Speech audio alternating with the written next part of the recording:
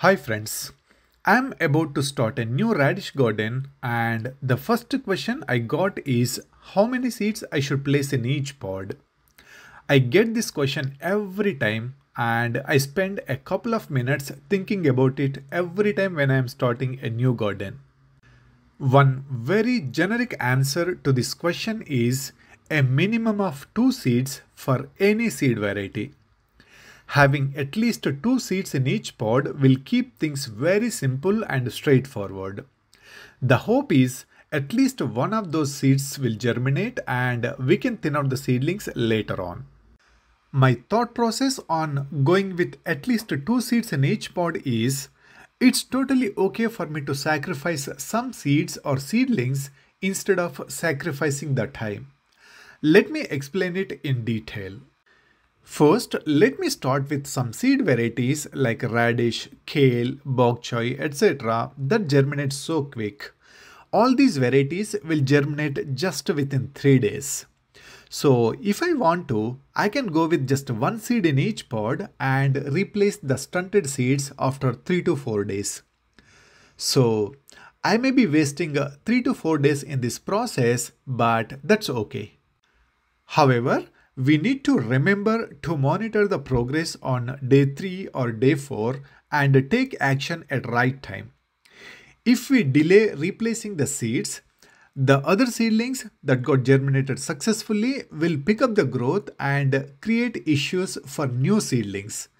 So to avoid this situation and keep things very simple, I just go with 2 seeds in each pod and thin out the seedlings later on. Now let's take another category of seeds such as tomato, cucumber, eggplant, lettuce, etc. These seeds will take up to 1 week to germinate. So if we go with just one seed per pod and any of those seeds give up, we lose 1 week of time. What if the new seed also give up? We will be waiting another week. On the other side, the seeds that got germinated successfully, the seedlings will pick up the growth and show significant growth day by day that leads to uneven growth in the garden. Uneven growth could be a problem as we may need to deal with light height. Also, the bigger plants will take up more nutrition. So, I don't want to deal with all these issues. Now, let's move on to another category of seeds that take even longer. The best example in this category are pepper seeds. While some pepper seeds germinate really fast, some of the pepper seeds will take up to 3 weeks. So we need to wait 3 weeks before we decide to replace the stunted seeds.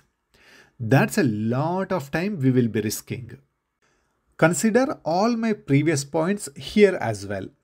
From the seeds that got germinated successfully, the seedlings will keep growing and the new seedlings will struggle a lot to compete with the existing plants. I had this experience in the past with shishito peppers that I have shown in one of my previous videos.